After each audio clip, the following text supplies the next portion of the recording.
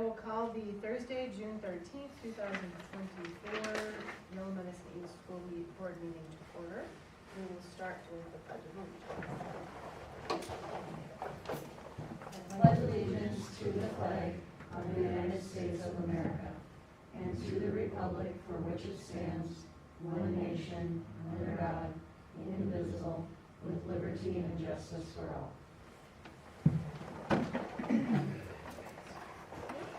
We'll have a roll call of board members.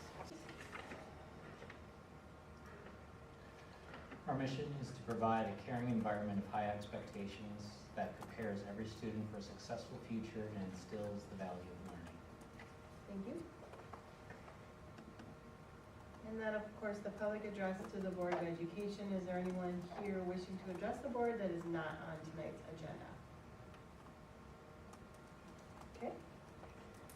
We'll move into consent agenda. Items 7.1 through 0.5. Is there a motion to approve tonight's consent agenda?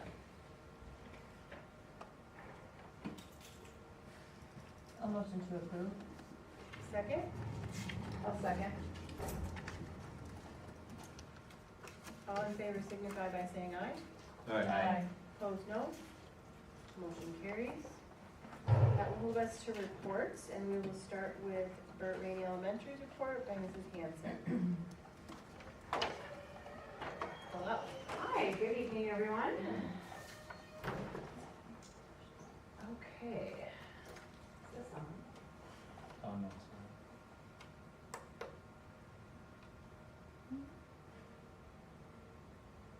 I don't think the light turns on, you just got to talk and see if it registers. Okay, I'll just get started.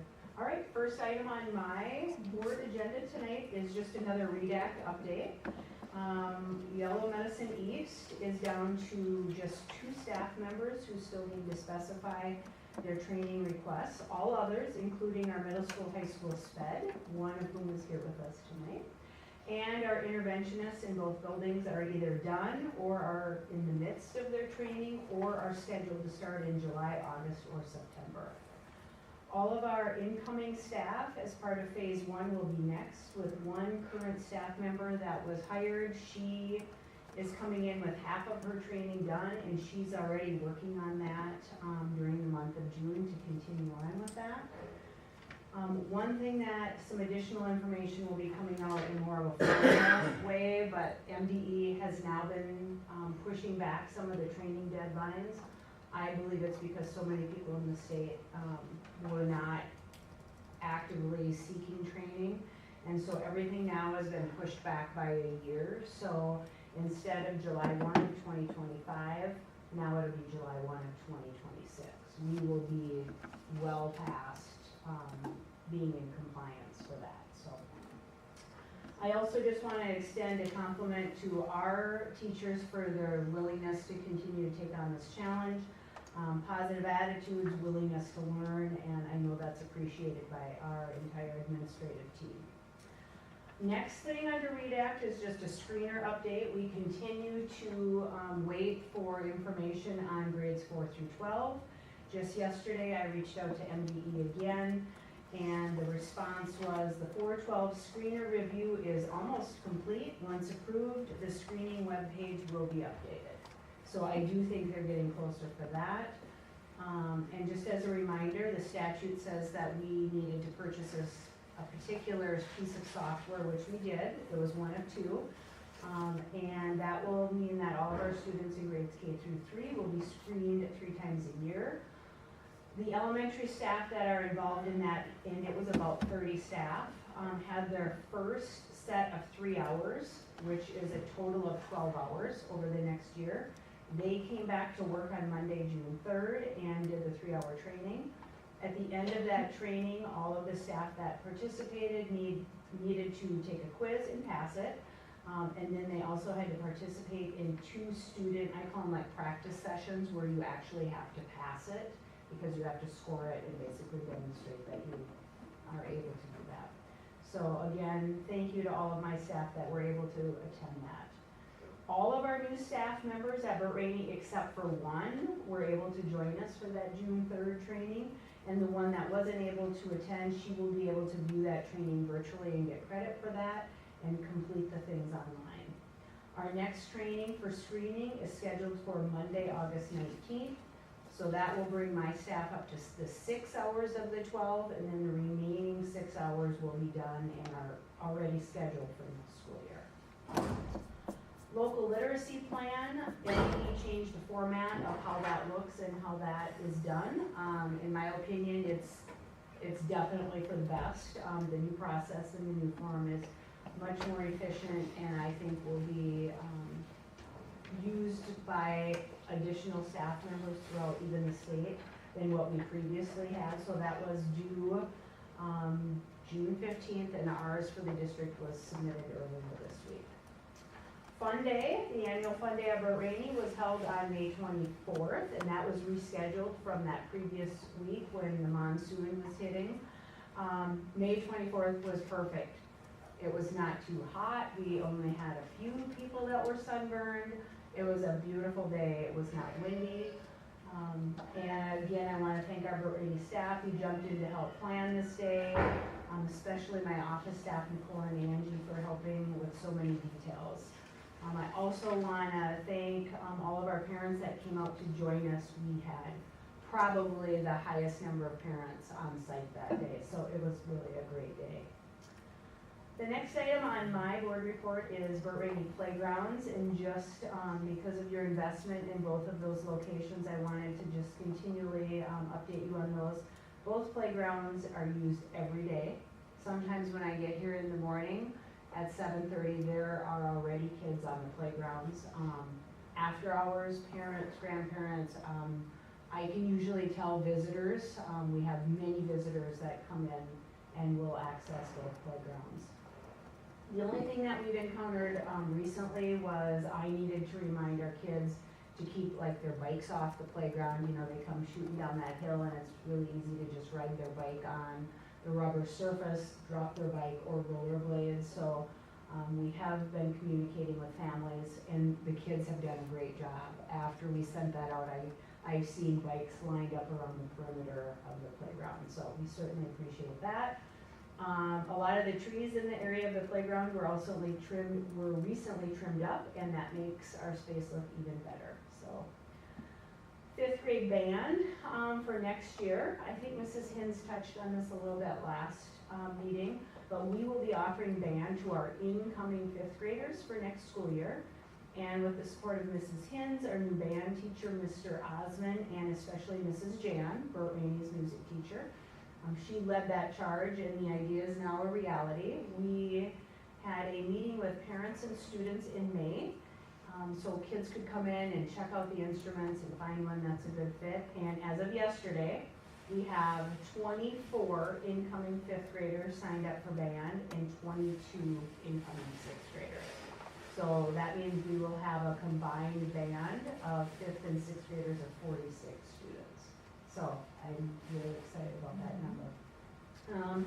According to Mrs. Jan, they will be having some beginner lessons in mid-August, and then they will be off and running with band lessons when school starts in September. Staffing, as of last week, Burt Rainey is fully staffed. We have already met with also some new families that will be joining our district this fall.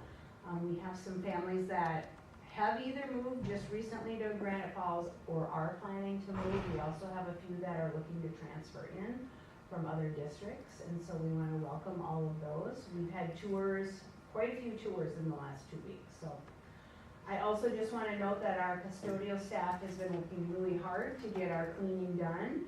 And when I left to come over here, I would say our upper floor is 99% done already, which means all rooms were moved out, cleaned, waxed, put back in.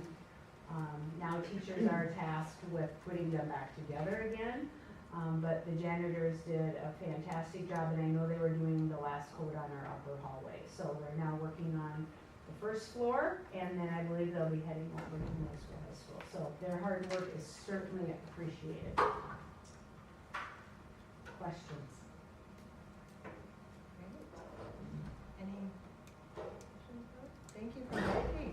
Wonderful, thank you. All right, so middle school, high school, Mrs. Hims. So Lisa thanked a lot of people, and I need to thank a lot of people too. And I'm not gonna name them because I would be terrified if I forgot someone.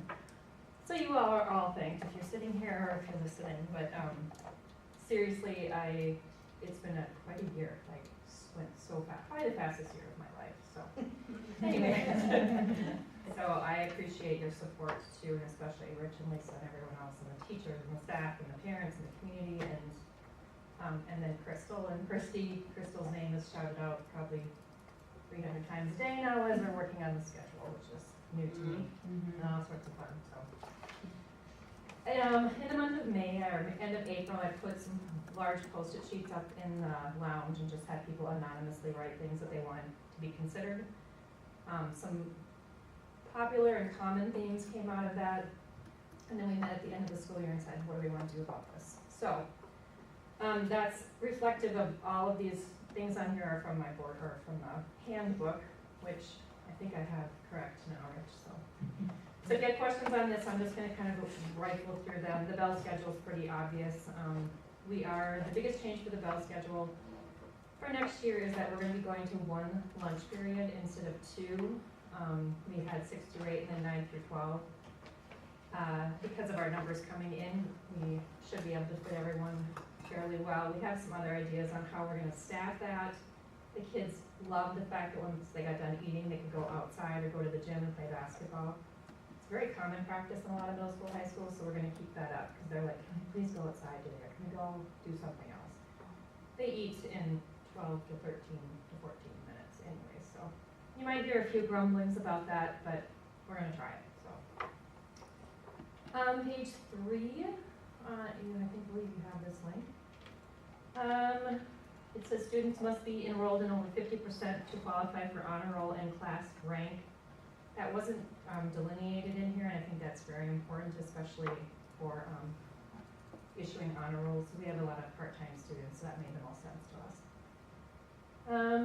Page 4 is from our staff, and a couple of them are here. I won't put them on the spot, but when we talked about cell phones particularly, and I know MSBA, MASSP, they're all going to come out with a policy in mid-December of this year that.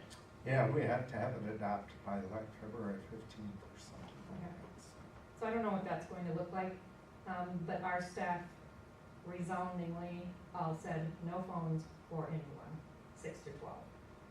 And so that's what we didn't really vote on it because we didn't really have to.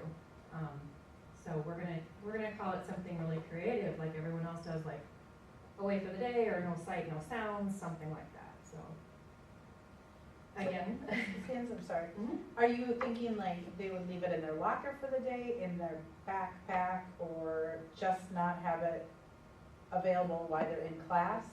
it's gonna be, I would say they can. Well, backpacks are gonna come too. Right, So. yes.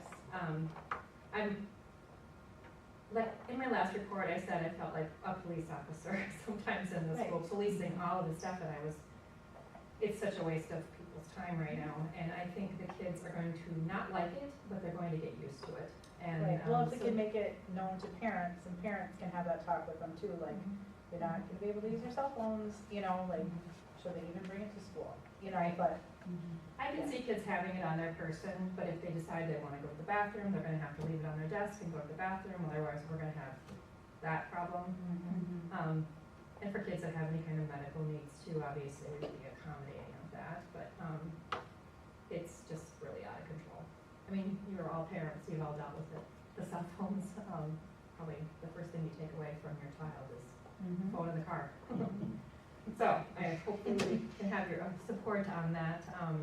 It's already out in the community, so the kids are like, I was driving home on Monday and the 2 kids are on the side and they're like, are you really taking our phones away? I'm like, that's what I heard. I'm just like, I don't know, what do you guys think? So, anyways. You have a question, Jeremy? Yeah, so I'm still confused on, so they're gonna be able to have them, just have them put away? They can't be out and using them. They can't be, but they could be in their pocket, they could be anywhere, they Sure. just can't be using them. Sure. I know, last night we had Merved meeting, and this was talked about last night at Merved, and like at the ALC, they put them all in like a bucket. Mhm. And at Lakeview, they have like like a shoe rack in Mhm. all of the, like, over the door shoe rack that they put them all in. And so, there's ideas like that, that I know that they were all talking about Okay. last night too. Yeah, I really like those ideas, and in the same vein, I want to be able to teach them that this is your responsibility. I shouldn't have to take this away from them. And then that fight, I mean, I'm not gonna, Ron, give me your phone, you won't give me his phone. You can't have it, it's mine, it's a constant battle. Yeah. But yeah, I hear you. Karen said that when they started it, they hardly had any, and they took them away and put them like in a bucket or whatever, and they had the opportunity to look at them like over dinner time. Sure. And a lot of them have gotten to the place where they didn't even wanna look at them at dinner. She said that they expected like quite a fight over handing their phones over, and there wasn't really much of a fight. Well, And they don't even wanna look at them at dinner time, right. so. So what is the elementary doing? Aren't allowed phones? So what we've been doing is they will bring their phones in the morning. Okay. You don't typically see them, like our kids wouldn't be walking down the hallway with Right. phones. But at their desk during the day, can they have them out? Typically, I see them in buckets, or I also hear them ringing in lockers a lot. Okay, so is it per teacher or per grade of what that teacher wants to I do? would say the common thread is they're just not used. I don't Okay. know that I can think of a single instance where I walked in and kids had their phones out. The times that I see it is like at dismissal, and it's so like, it's just so different. They come out the door and they're immediately going for their phone. So they're, if I'm standing on our main entry or entrance, I should say, they're walking out with their head down. They don't even see me standing there because they're immediately on their phone. That's where we see it the most. Okay.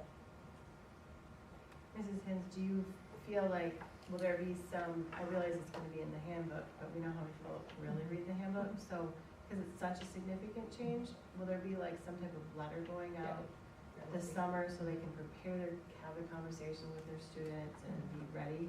Yeah, we plan to let them know about it for sure right I away. think the more notice you give parents, the better, and the more, the more you Definitely. tell the parents, because they'll be like, oh, I didn't get that.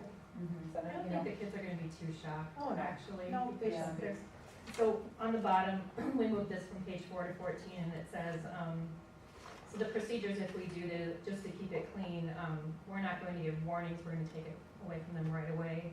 Take the device, they bring it to the office, and then they can come and get it. And then, the second time, they bring it to the office, they have to call their parents, not us, and then the parent has to come and pick it up, and no one likes to do that. We had one phone for 9 days, and the mom was like, this was the best. You can take it anytime you want, like, oh. So anyways, yeah, we'll see how this goes, so. Are you gonna include the medical exception in your policy? I can. I can update that somehow. Did I hear you right, that we're not going to approve this handbook like we have in the past, we're just gonna? So we figured this was a policy committee, we talked about it, we would like you folks to have a chance to read through it, and we would approve it in July. Okay. So same with the elementary, so both of them, policy committee, that was. This is kind of a first reading, so to speak. Yeah. Okay. Yeah. So we'll put them on the agenda for July. Page 5. Some of these are just minor changes, some of these are a little bit more major things. Page 5 for senior cribs, we voted, or we talked about at the leadership team that students must maintain a cumulative of 2.0 for senior cribs. We want to move that to 3.0. Page 7, Oh, sorry. page 6. Well, they all moved down. Thank you. Point 3.0, and then, average of 90% excused attendance and be within the 10-day maximum rule guidelines during their high school career, which includes grades 9 through 11. So that's cumulative GPA? Mm-hmm. So all the people that are seniors this year. Sorry. No, it's Okay. not. It's, 1 second. It's so, we approve them at the beginning of each quarter. And then they'll Just be. a quarter of the Yeah. GPA. Yeah, so it would be last year's junior year would be for the seniors this year. It's pretty cut and dry. The kids, the only kids that come in and apply for them, they already know they're gonna get it, because they have to fill out all the paperwork themselves, and then they get reevaluated, so. Yep, we changed it to privileges granted every 4 weeks. That seems a little unmanageable, so we decided to go to the beginning of each quarter. We can take them away at any time, which we did not have to do this year. And they do have access to the media center. The back side of the media center is for juniors and seniors only, and they kind of like that. Just a little space for them to be by themselves with chargers and all sorts of industrial type furniture to sit on, so. Sorry about the page numbers. Let's see, page 9, hopefully that's actually page 9.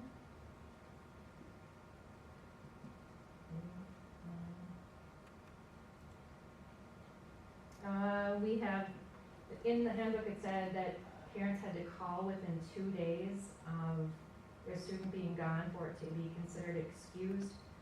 And the way I looked at it, we never followed that this year. We have parents that call in a few days later, maybe even a week later, and they had very valid reasons for doing that, so it probably shouldn't be in the handbook if we're not gonna follow that anyway, so we wanted to remove that.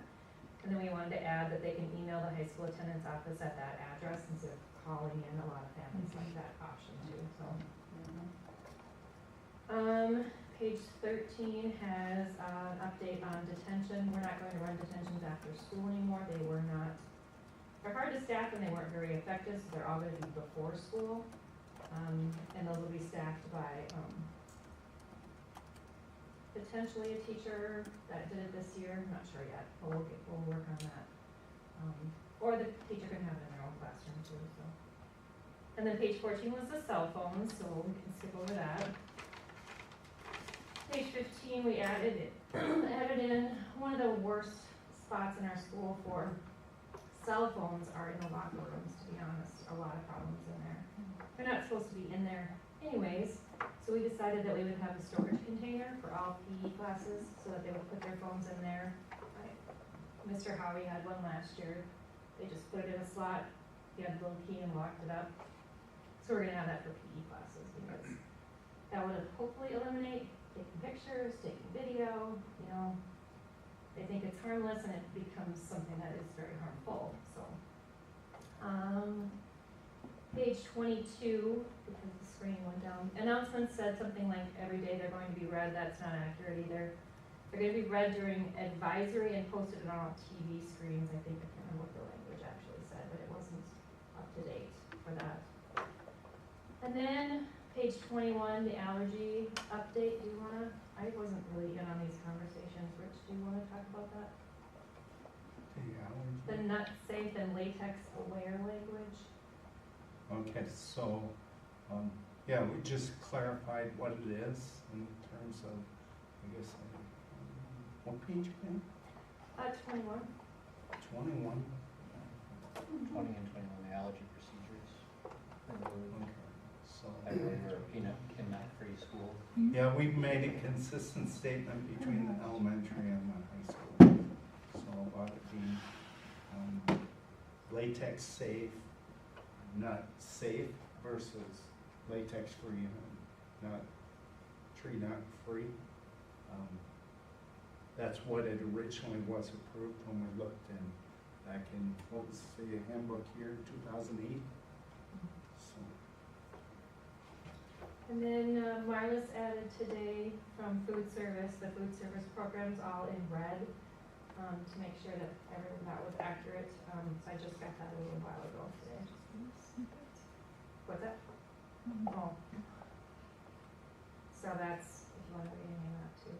And then I believe that's the changes. Yes.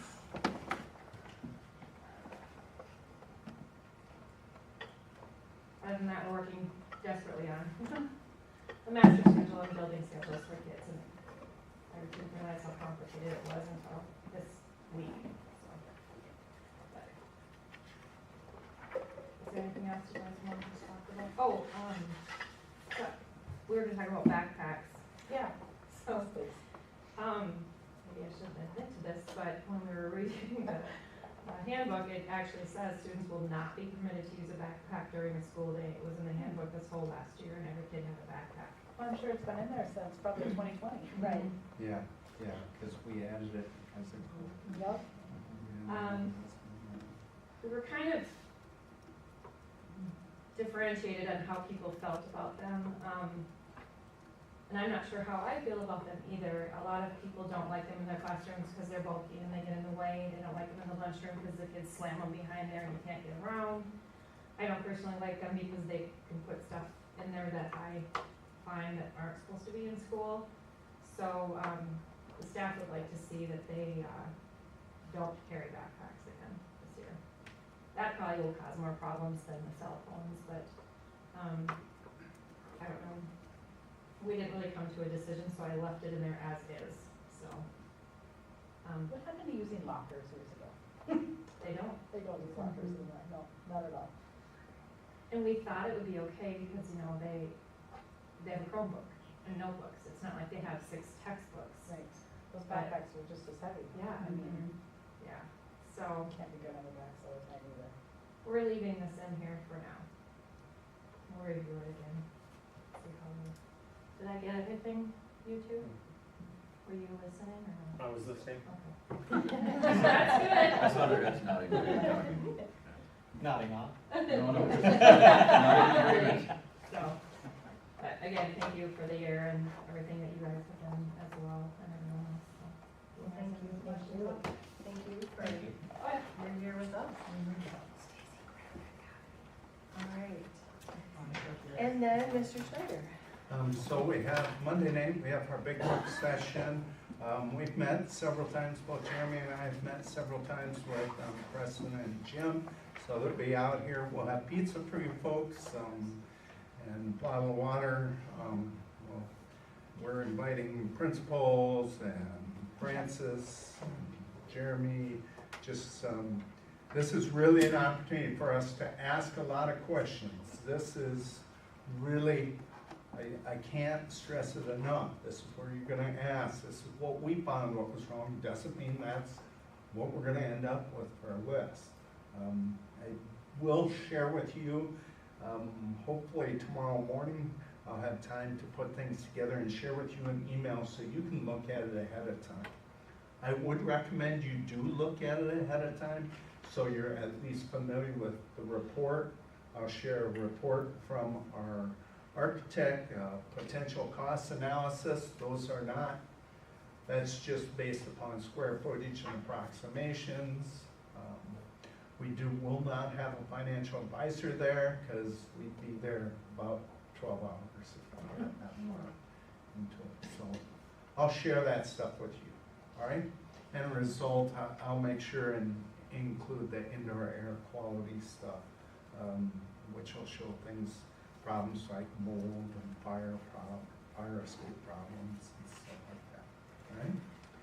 Legislative update, I put 2 links there of the 2 that I thought were really good. MDEs is pretty good too, but at this point I would push you towards both the MSBA and the MREA summaries. Jeremy and Lisa were able to attend a presentation on that earlier this week, so I was out of the office that day, so good information. You'll hear us kind of introducing a few things. It wasn't supposed to be a big year, and yet it kind of was a big year. So.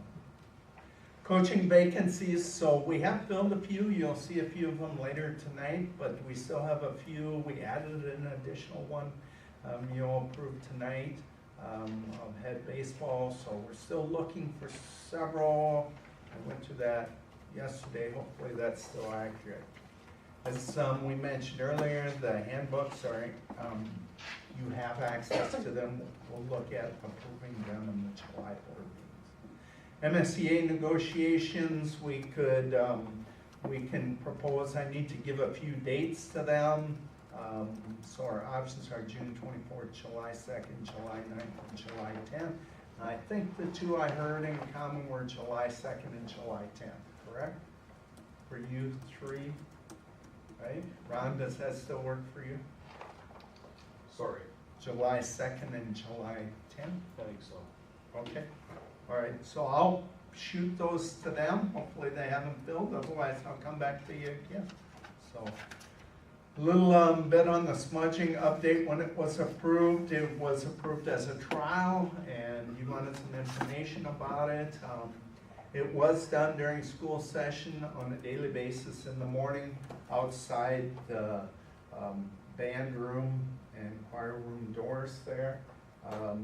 I would say on average there was between 5 to 7 students on a daily, or 4 to 7 students on a daily basis. It was only conducted outside. To date, based upon what we have for paperwork and our documentation, 22 students have returned paperwork to participate in the smudging. That's a step of it.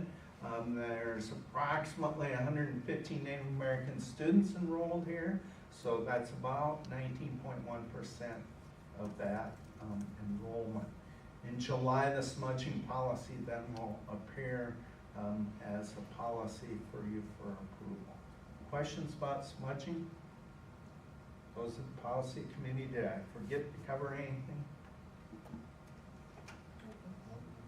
So they performed their smudging outside, so what was it for inside the facility in our room, or we have? Yeah, at this point, that's the only space we have with adequate ventilation.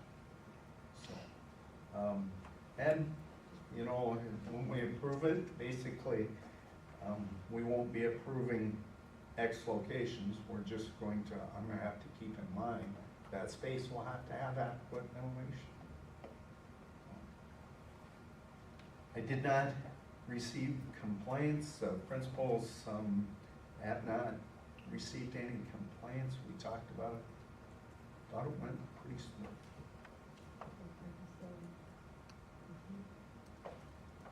All right, and that's all I have. Any questions for Mr. Strider? Okay. That moves us into committee reports. I think there's just policy committee that met in May. I don't know if we want to give I mean, a lot of the policies are on the agenda, so if you have specific questions, I don't know if you want to add anything. I will add a couple things. Remember, we always approve our crisis response plan, but it's not shared with the public, all right? So basically, us going through it there is just the annual review that we ask to make. Our SRO did review it, our principals have reviewed it, and so that's right there. And so it does not have to have formal action. There were a few changes to a camera access agreement. That's now in the hands of Casey Namkin. Haven't heard back from him. So that went term on May 23rd. And him and Bill Flayton for them to review. I don't know if they're funded by their attorney, but that's where that's at. We did talk about not safe schools that were looking, and I think that was an update on the handbook. That we're removing that because we don't have anyone that's super allergic to peanuts in the district anymore, so that would mean you could have peanut butter and jelly sandwiches for a cold lunch from home if you wanted to. So we talked about removing that status and changing that part. The one thing, so I will warn you, remember, and you would never know this, one kid could upset that, and Benson's going through it right now. They're having to change it for one kiddo, and it's not debatable. I mean, Right. Well, that's why it's a matter of they made life a or death. policy many, many years ago. for And it's one been kiddo. in for one kiddo, and it's been in effect ever since, so that's how it's the same. And we may have to revisit, or the board may Every year, revisit it probably, again if you that know. were to happen Mhm. again, but for now, it's not something we have to worry about, so we thought we'd at least get it removed so that, until that time came, if it came again. Mhm.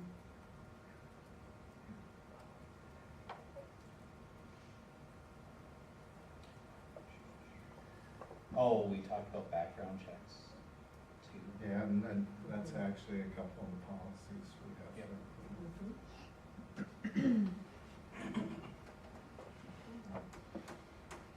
All right, anything else?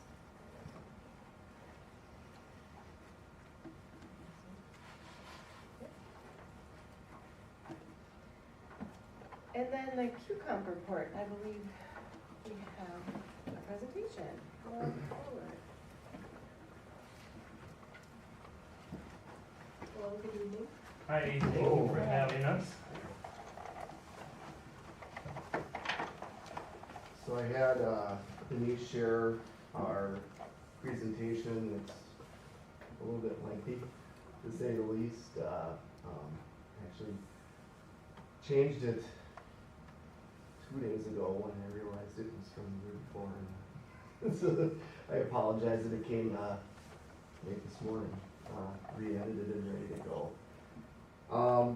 The big idea with QComp is our district goal was for our percentage of students to be proficient in MDE reading on the MCA or MTAS test to increase by 2%. From the spring of 2023 to the spring of 2024. Unfortunately, we came up short on that, and you can see that with the 2023 we're at 42.7%. In 2024 we're at 41.02%. I mean, it's not a huge decrease, so we're kind of holding steady more than anything else. I put down my 2 cents on this is kind of when you look back at like game film in sports after a win, it feels good to win, but there's obviously things that you need to improve on. And when you lose and don't, particularly, come up a little short, there's obviously things that we did well too. So I think that's kind of where we're at right now, where we should probably focus on some of the highlights. And I think looking at every PLC, each of them shared their goal in the report, what they found from that goal, and some of their general statements of how they tried to implement their strategies to get to that point. So that's in that PowerPoint document that's there. I'll let Andy kind of take you through Burt Rainey and the fire department, and then I'll kind of highlight high school.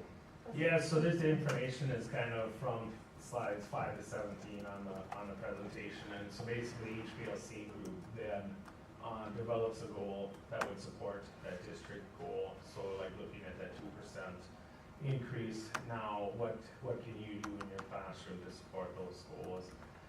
Some of the results from the elementary kindergarten, their goal was to see the average percentage of correct answers go from 65.6% to 80%. They actually blew that out of the water and went to 89.6%. First grade, 41 out of 47 students met the goal of 9 months of growth during the school year. And as kind of a kicker on that, 9 of the 47 students achieved 2 or more years worth of growth during the school year. So that's kind of cool. The second and third grade group is one where their goal didn't go as they would have hoped, I guess, and went from 54.2 in 2023 to 46.5 in 2024. Fourth and fifth grade, their goal, they went from 24.4 as an average out of 42 questions to 31.23 out of 42 questions. So they did meet their goal in that area.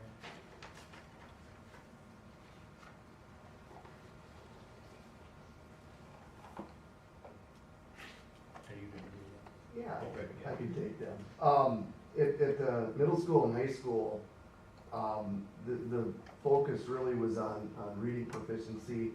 The social studies department tried to use the STAR test as their idea for growth from fall to spring. Sometimes when you go from MCA spring from one year to the next, you're looking at different groups of kids, so they thought that was a good assessment there. And looking at their target, they met their 3% increase from fall to spring with the age groups they were looking at. The music department is K-12, and reading music is not the same as maybe reading out of a textbook, but it is definitely a skill. So their ideas of testing and proficiency was looking at music literacy and sight reading, and they had an average growth of about 25%, so they went from 41 to 66%. Math was, their data was, they didn't really share a lot of it because of confidentiality reasons. They said out of their 3 goals, 1 of the 3 were met. Our social work PLC, again, their big idea probably isn't so much reading, but their focus was on absenteeism. And they had a targeted group of kids that were routinely missing school days. And I think from what I kind of read from their report, it was a little bit of a mixed bag. Some good, some bad. But I mean, getting kids to school is obviously a huge goal going forward. Our ELA group, our English department, 3 of their PLC goals were met. The big thing that they were looking at this year was analyzing and understanding non-fictional text. So basically, you know, a lot of kids like to read, but reading non-fictional stuff like out of a textbook is a thing that they've targeted as a struggle point for our kids. And that was one that they're going to continue to focus on going forward. I think they put on your intentional development for student motivation. It's not always fun reading a textbook. So, my group, the CTE, Science, PE, Health, and Art. Daryl is our PLC leader on this one, Mr. Russland. And he noted that we have 9 teachers in our group from 5 departments. We are a unique, complex group, and reading and communication was our shared focus, no matter what we always try to come back to. We try to focus on formative assessments, and you know, really, where is the correction point needed if you're going to demonstrate hands-on learning and those sorts of things. So, like I said, when you have the PE teachers and the science teachers and the art teacher, and we're all kind of mixing ideas together, it's a unique group to say the least. I guess at the end of the day, the one thing that I put in here my 2 cents again at the end. If we really want to continue to make gains, we really have to make sure that we share that common goal together, and not to sound like PJ Fleck, but row the boat in the same direction, all the way from the elementary to the high school and from department to department. So I think that's our big thing going forward. And there is some additional information in that PowerPoint. Oh, exemplary grants, yeah. Oh, yeah. Can you share those? Sure. So exemplary grants this year had a budget of a little over $10,000, which were given out to several different teachers for anything from the farm bot, which is a really cool thing. Mr. Suter's involved with that, like an automated computer system that really runs a tiny farm or garden on a raised bed. That's something that the kids will be working with this year. So that was a really cool thing that we got. Anything from books, access to different websites and interventions. So made really good use of those exemplary grants this year. So that money comes from when we don't meet the individual growth goal, the district goal for our MCA reading. That's the money that the teachers would have received for a stipend. So what's changed is in the legislature this year, they took that money and it will stay in the program. In the past, we used to be able to, before I got here, that just went directly into our general fund. Then I changed it to make these exemplary grants. Now it stays in that fund, and so we don't have to approve it as an exemplary grant. It will stay in that program, but it's still at basically my discretion on how it will be used. This summer, what we have to do is we have to redo our MOU, putting it into a new format. And so we're gonna use some of the money that was not awarded. We're gonna use some of that to pay some people for some days to work on that MOU, because it's a big daunting task. And then the remainder of that will be used along the same lines as the exemplary grants.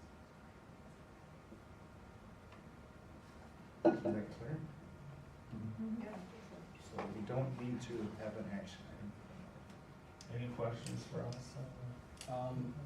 There weren't very many statistics except for the music department, which is the least statistical one in the high school area, so how did they actually do? Like they have math, PLC, there's no numbers there. Yeah, the elementary's got a little bit more numbers than the high school, data reported. Some of the areas, like say the SPED department one, it's a little bit harder to give out data on that because you're working with such a small population that you might be giving it. Right, I understand that. Information on that. But Specifically math uses the MCA test, right? There's no data there. How did we do? The data We go was up, based down? on the STAR reading test, not math test for them. So they're, or not STAR, excuse me, the MCA. So they're basing their data on the district goal not being met.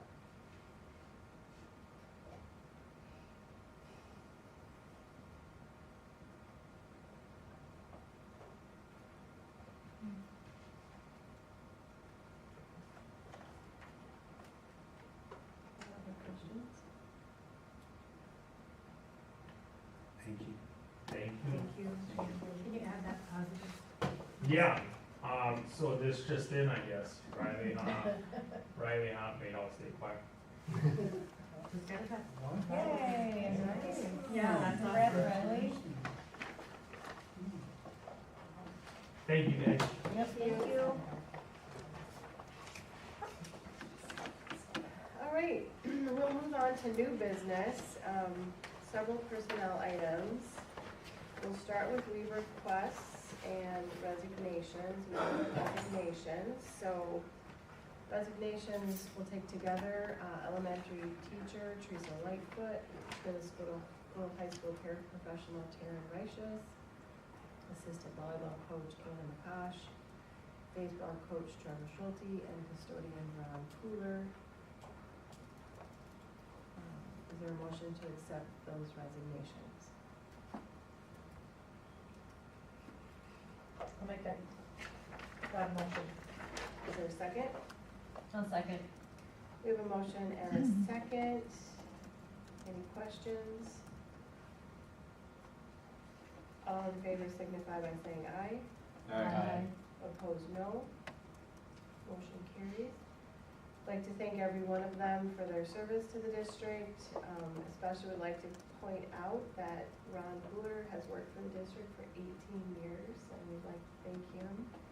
And Mr. Schulte has been a head baseball coach for 14 years, and again, thank you to both of them for their extra years of service to the district. New hires, we'll take those as well together. We will do item 2.1 through 2.9, I believe. So we'll start with elementary teacher Samantha Knuckleby, summer custodial staff Shelby Hanson. Where's Sarah? Oh, Shelly Hanson. Summer custodial staff Andy Clayton, summer custodial staff Abby Wall, summer outside maintenance staff Sawyer Hanson, summer technology assistant Annalise Jan, assistant track and field coach Rory Shackelford, assistant volleyball coach Yancy Flores, junior high football coach Clark Anderson. Looking for a motion to approve all of those appointments. Motion to approve by the bill. Second? I'll second. All in favor signify by saying aye. Aye. Opposed, no. Motion carries. There's also an approval for the increase in contract time, 1.0 FTE fax teacher for Taryn Reiches. there a motion to approve that contract time? I'll motion to approve. I'll second. Motion and a second. Any questions? It can, just to give you a little background, we needed something because we weren't able to hire an industrial tech teacher. And so this should help alleviate the scheduling pressures. We are still working on a Ridgewater construction trades class that appears to be on target to happen. There's a lot of hoops for Ridgewater to jump through to make it happen, but that appears to be on track. Thank you for that update. So we have a motion and a second. All in favor signify by saying aye. Aye. Opposed, no. Motion carries. We also have a termination of employment for paraprofessional Brittany Lemessani. Is there a motion to approve that termination of employment? Motion to approve by Zumple. Second? One second. We have a motion and a second. All in favor signify by saying aye. Aye. Opposed, no. Motion carries.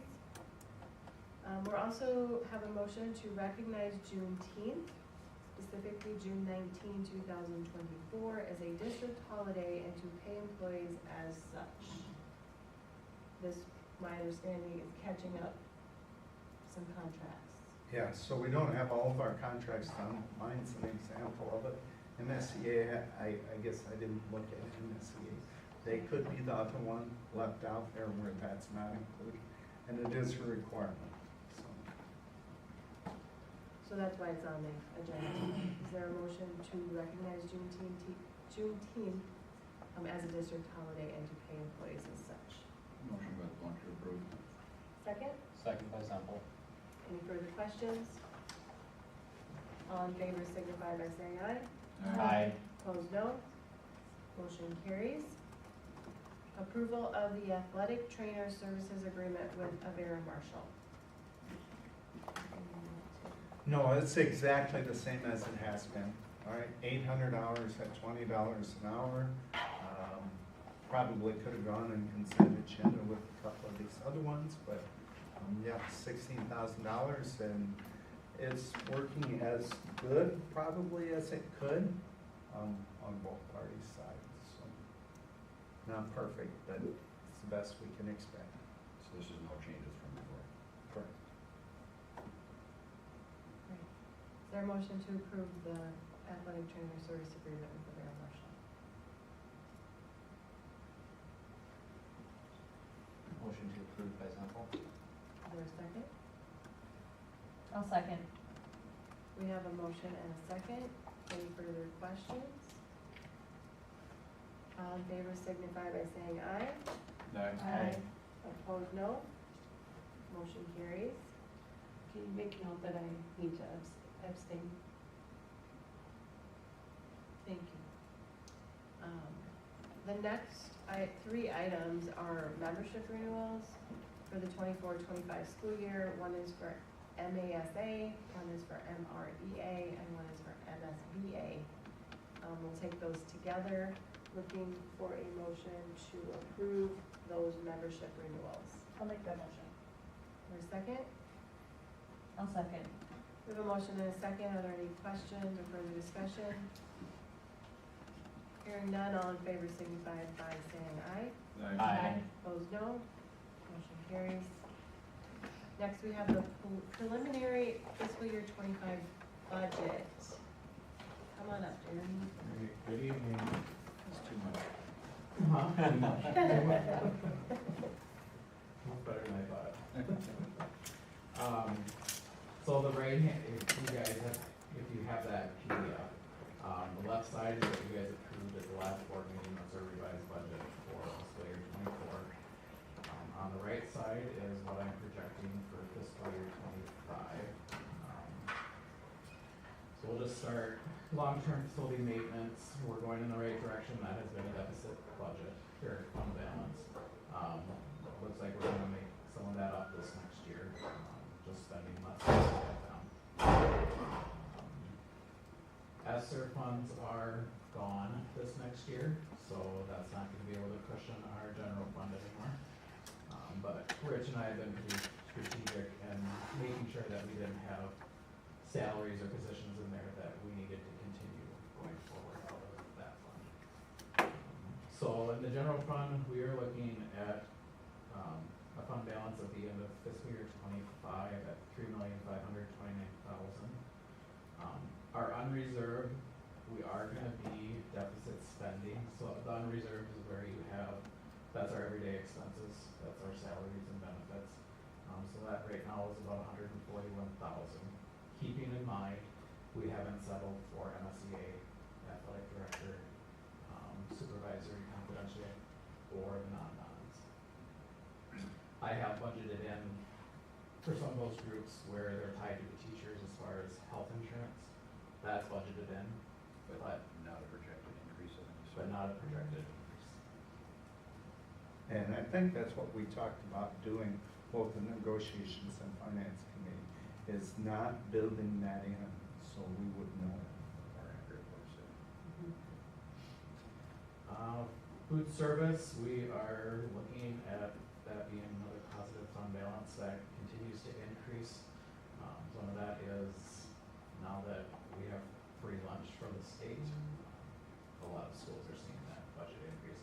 We are only allowed to carry so much of a fund balance there, so we are gonna have to spend down some of that this next year. We have budgeted in another position. I don't know that we will fill that, but it's in there. Community ed, they continue to look healthy. The only one there that has a negative fund balance is the pool, and that usually is typical of the pool.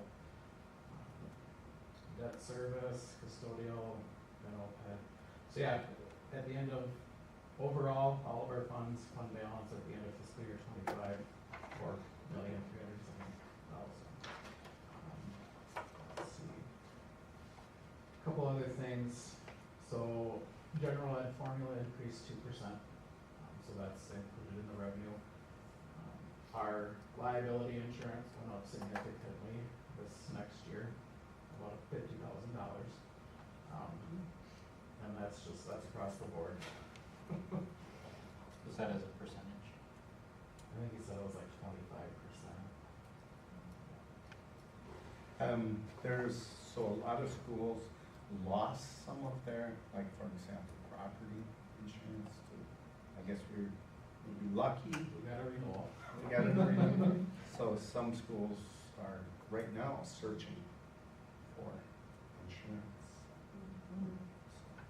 And that's, in some of those, even the deductibles increased, so that's just standard now. Transportation's going up 3% this next year. We did see a big increase in athletic transportation this last year. So we'll probably have to look at some of that, whether we, teams combine days that they go to the same place. One thing that's hard with transportation for athletics is it's not the same each year. So some years, we just have a lot of travel.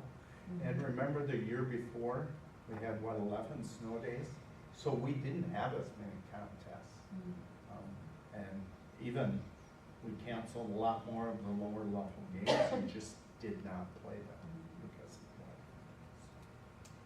We do have, and it's not in the budget, we're still figuring out how to use it, the student support aid, so that's $40,000 a year that we get. There's a lot of strings attached to it. That allowed us to roll it over into a fund balance next year, so we'll have $80,000 to spend. So we're gonna have to get creative on what we wanna do with that.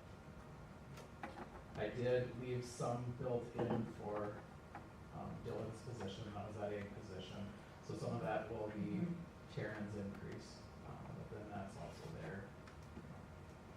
What else? So that industrial tech position, we just haven't been able to fill, but I suppose we'll close it out and just give up on it now. Eventually, we'll make that right when we do a final budget revised, right? Yeah, we'll look at a revised budget. Probably once we settle with all the other contracts and really see where we're at. So we're looking at adopting the budget for the general fund of $10,759,000, expenditures of $10,754,000. Food service revenues and expenses are pretty similar, $501,000. And same in expenses. Community service, $492,000, and expenses of $436,000. Our debt service revenue of $857,000, and expenditures of $860,000. Our custodial fund, so that would be, that's some of the senior citizen stuff. 4,000 in revenues and 1,000 in expenditures.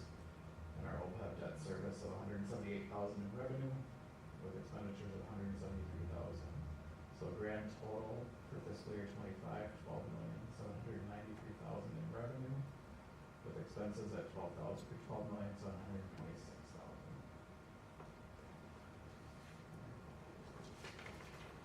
Any questions? Is there kitchen, like, with the food debt service fund, can you do updates in the kitchen, or does that only with the, We can't do remodeling, so that has to come out of general fund. They How did do you- add this, how do you, like, spend that down then? Yeah. And we can buy equipment, Equipment. but we can, more employees, Oh, okay. so that, they did add that you could buy cafeteria tables this year. yeah, if you carry the balance for 3 years, which I don't know how you're gonna improve that. And you can buy tables? But remember how we bought the tables? ESSER dollars, Yeah. just like all our Yeah. technology, so, Yeah. I mean, so we have new tables. But yeah, that's why we kind of budgeted in that other position, was that we're gonna have to start stepping it down. Yeah. I mean, do we, with the way things are, do we project we will continue carrying a balance in the food service for the foreseeable future? I think so. Is that something where you could change up your meal plans to have a more expensive, higher quality meal? Yeah, I don't think she's trying to really cut corners there. I think more, what people perceive as quality is really, that's what we're limited to. I mean, like, let's use an example, sodium and sugar. You know, those two things were really limited in the menu. But, yeah, Well, and I know with this new food service program, she's got a lot more variety of things that she can, in order to bring in. Mhm. yeah, it's unfortunate, you know, like there's some schools don't take the food service funds, the Department of Ag funds, and run it on their own. That's uber expensive to do it that way. So they'll have mashed potatoes and roast beef, you know? We don't get that option when we're taking their funds.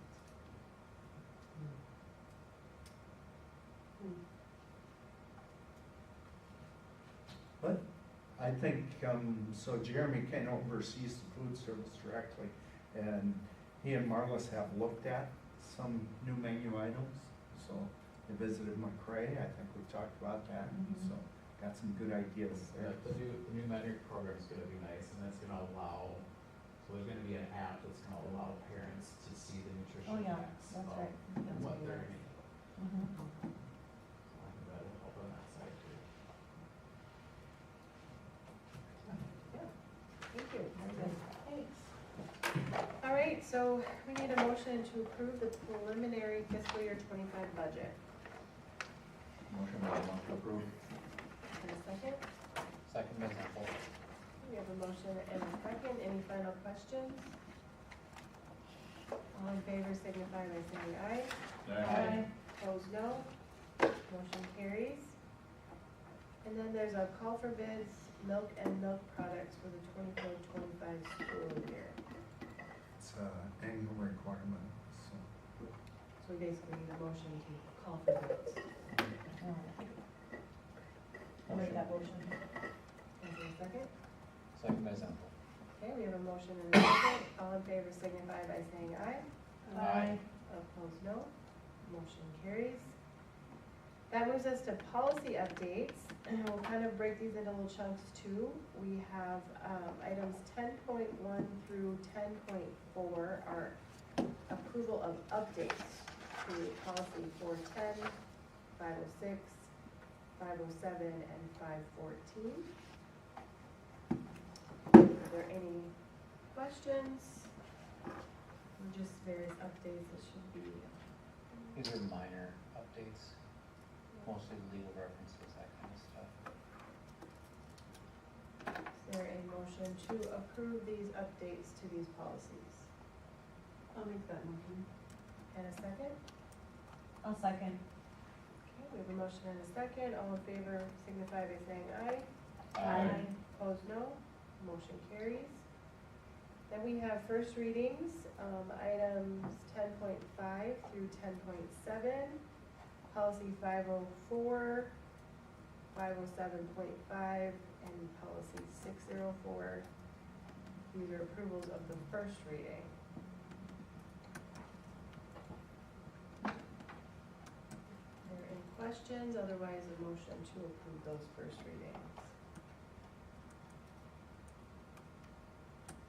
The red lines are also on there. I'll make that motion. Okay, is there a second? I'll second. There's a motion and a second. All in favor signify by saying aye. Aye. Opposed, no. Motion carries. And then the last, another group is 10.8 through 10.11. It is the approval of the second reading and adoption of policy 603, 606, 606.5, and 616. Looking for a motion to approve those second readings and adoptions. Motion by LeBlanc to approve. And a second? Second by Zempel. I have a motion and a second. Any further questions? Hearing none, all in favor signify by saying aye. Aye. Opposed, no. Motion carries. Approval of background check policy. That is also. Those are actually both second readings, so if you look in the committee and they're from a while back, like a year maybe or more. So they are second readings, we just haven't gotten it back on the agenda. So all we're really changing is adding chaperones. Yes. Yep. And then I know we did talk about new hires having to pay for their own background check or their first paycheck. or moving Yeah. That requirement that the school district will pay for. Yeah, Oh, we yeah. do. So we changed that. Right, and chaperones and. Well, this still says withheld from their first paycheck in this policy. Okay, Right. I'll get that changed. So the district is gonna pay, Yes. right? That's what- Well, I better check. No. I don't Cost know. of background checks for employees are covered by the employee. Cost of background check. Nope, it is covered by the employee. My bad. Right, that's what it says in the policy right now. We talked about in the committee, changing that to the district. Yeah, right now we're, yeah, so our current practice is the employees. You know, that's advantageous to recruiting. Well, so it says all newly hired employees, it's at their own expense. All chaperones, overnight drivers, volunteer coaches, and volunteers, that background check Is will be budgeted. paid by the district. Right. But if you want it so that we cover it all, I would have to change that policy, which is fine, What does that cost again? Like $40. $40. Yeah, they're not expensive. Minuscule. It's just something that as a new teacher, it comes out of your first paycheck. As a deduction, you're like, oh, anyway. Yeah.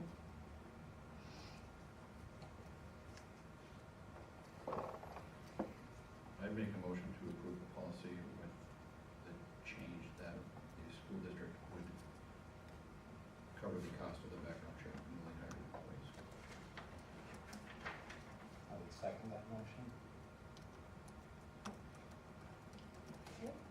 motion and a second to alter the background check policy to include, covering the cost of the background check for employees, and we already have it in there for chaperones and volunteers. Is there any further questions about that? All in favor signify by saying aye. Aye. Opposed, no. Motion carries. and I'll get that changed and added to that, and Okay, make sure Tara knows. and you know, it might be if one more little ending One little thing. bring to the district. And then approval of the volunteer / chaperone application form.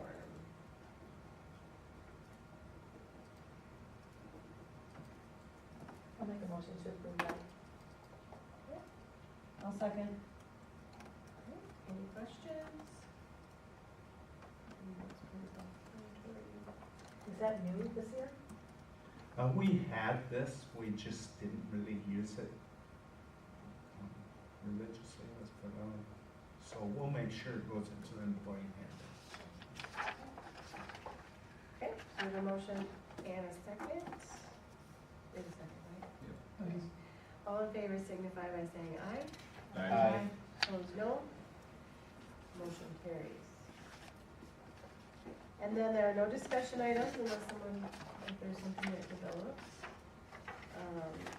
No correspondence, upcoming events, as Rich mentioned earlier, we do have a board work session, June 17th. Is that what you said? Yeah. At 5:30, and then our next board meeting is, July 8th at 6 p.m. And then we are gonna move to a closed session pursuant to Minnesota statute, section 13D.05.3, paren A, for the purpose of discussing the evaluation of an employee subject to the authority of the school board, and pursuant to Minnesota statute, section 13D.03, for the purpose of discussing the district's labor negotiation strategy relating to negotiations with